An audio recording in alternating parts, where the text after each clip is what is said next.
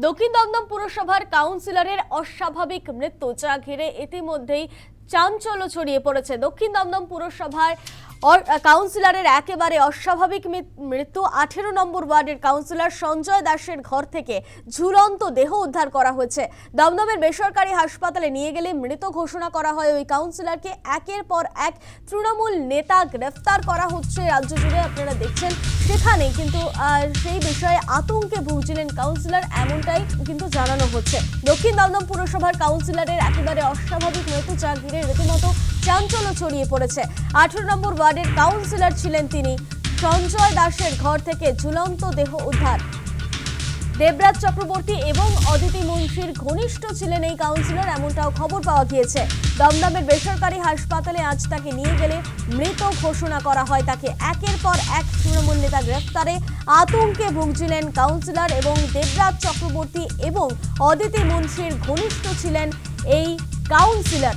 দক্ষিণ দমদম পুরসভার কাউন্সিলরের একেবারে অস্বাভাবিক মৃত্যু।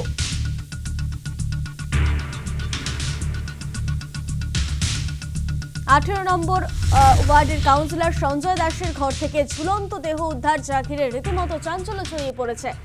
যেমনটা খবর পাওয়া যাচ্ছে যে গত কয়েকদিন ধরেই কিন্তু তিনি মানসিক অবসাদে ভুগছিলেন এবং তারপরেই তার এই অস্বাভাবিক মৃত্যু ঘিরে রীতিমতো চাঞ্চল্য ছড়িয়ে পড়েছে। স্থানীয় তৃণমূল নেতা কি বলছেন শোনাবো আপনাদের।